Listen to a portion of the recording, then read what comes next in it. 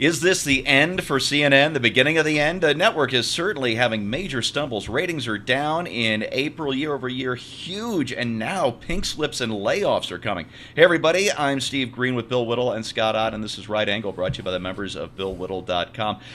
Listen, gentlemen, huge bad news for Clinton News Network, Cable News Network. They're planning to cut up to 300 jobs, many being older employees with years at the network. According to a report on Monday, word is that just under 200 people will be pink slipped and just over 100 will be offered a buyout. And again, these are some senior positions, including the head of CNN International, which is their overseas version of the network that used to, at any rate, get big ratings. And this is all on the heels of news from ratings news. Their primetime ratings dropped a whopping 26% in April compared to April of last year. That's according to Nielsen, who is the ratings company god. And this all seemed to really start getting the snowball effect after years of smaller declines. After the Mueller report came out and CNN, the impeachment hype machine of the Democrat media complex, suddenly has just apparently lost huge credibility with their own core left-wing viewers. Scott, layoffs aren't going to turn this around. They need the ratings. What, if you were in charge of CNN for the day, would you do? Well, they've got a couple of choices. I mean, Fox News and MSNBC have taken distinctive paths. And for whatever you think of the politics of either one, you can make some sense of their business strategy. They basically said, we are going to find our audience. We're going to make it clear who we are and what we're about. And we're going to carve out a distinctive niche so that people who want this, it's kind of a Seth Godin, the marketing genius, always uses this phrase where he says, people like us watch things like this. People like us do things like this. And so people who like to watch Fox News are not the MSNBC audience. Neither is the MSNBC audience the Fox News audience.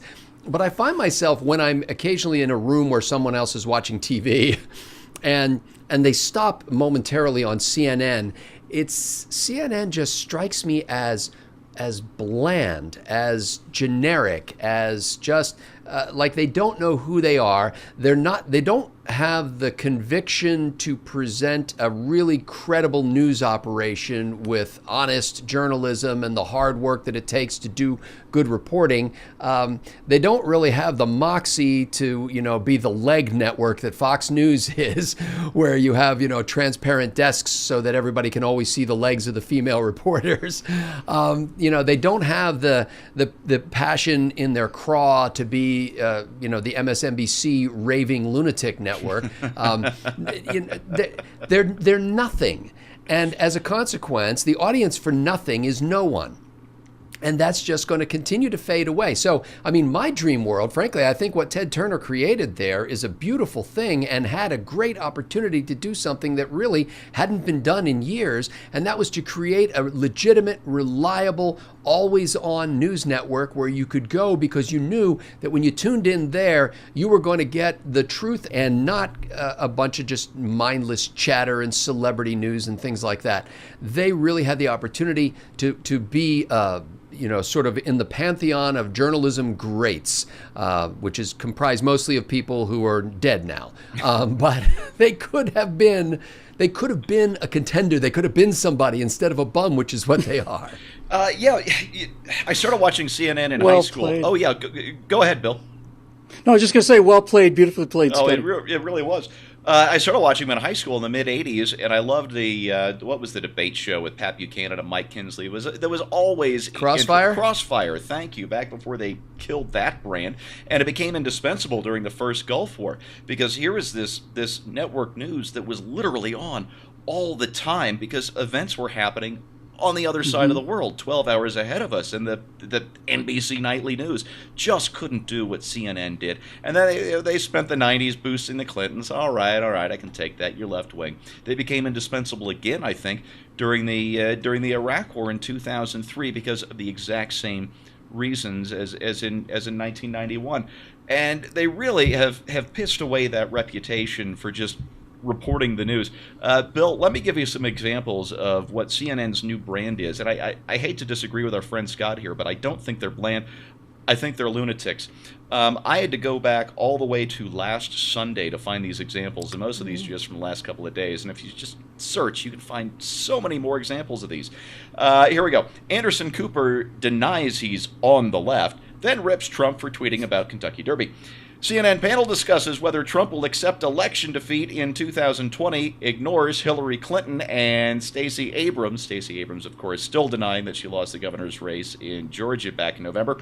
CNN interviews author of debunked population doomsday book. That's Paul Ehrlich, who's been debunked for about as long as I've been alive. CNN wrote over 20 articles on Covington Catholic students, ignores Philly Muslim children chanting about chopping off people's heads. And last one, collusion. This is the name of a drink featured on CNN's post-White House Correspondents' Dinner brunch bar menu, and that's bar with 2 R's. Bill, can you recover from that level of lunacy as a business? Can you turn it around without just completely clearing out all of your on-air talent? No. So what do you do? No. They somehow, over the years, they got the impression that they were in the news business, but that's not the business they were in. They were in the credibility business. Yeah. And one hit on your credibility does permanent damage to your credibility. And if you don't go out and aggressively deconstruct what happened to regain that credibility, it's just a long, long slide into obscurity. You and I and Scott have been more or less covering the news for 10, 11 years now. So I think I can say because obviously don't have the ratings that CNN does, but neither does CNN. It's getting closer every day. But I think I can say, speaking for myself, I don't know about you guys, but speaking as myself to the professional journalists, who are in danger of losing their jobs at CNN, I would just like to say, learn to code. And also you might want to take up learning to code,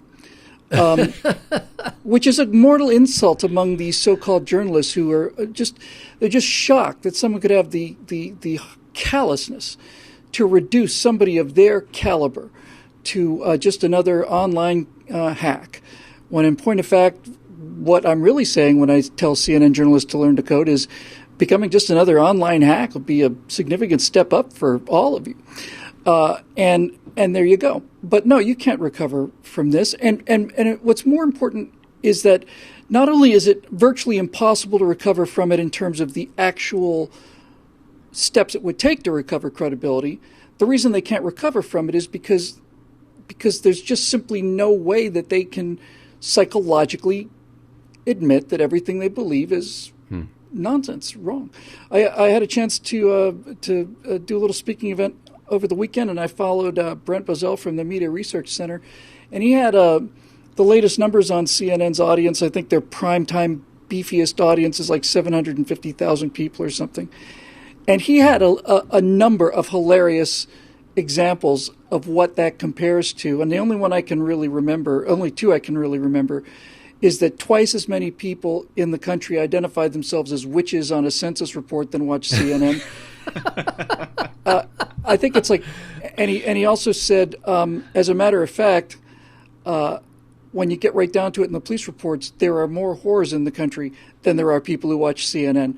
And I said to myself, are you counting the CNN staff in this calculation? I mean, which side of the equation are they on? Couldn't happen to a nicer bunch of guys. And this is and just to wrap this up, this is why every day I become more convinced that the culture war is over and that we win, because the philosophy of progressivism is so fundamentally rooted. In fact, it's predicated on the emotional desire to be able to have things the way you want them at all times. And that means you have to negate reality. And that means if you say, we did a segment on Bill Whittle Now on, we did, I don't remember which one it was on it was on this show, on Castor Semenya. yeah. Yeah. Yeah. From South Africa, the whichever runner. one it was.